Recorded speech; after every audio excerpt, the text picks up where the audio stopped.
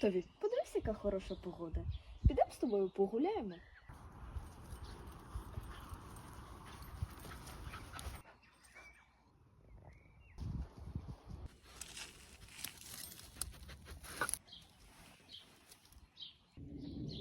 Іноді здається, що це просто дрібниця.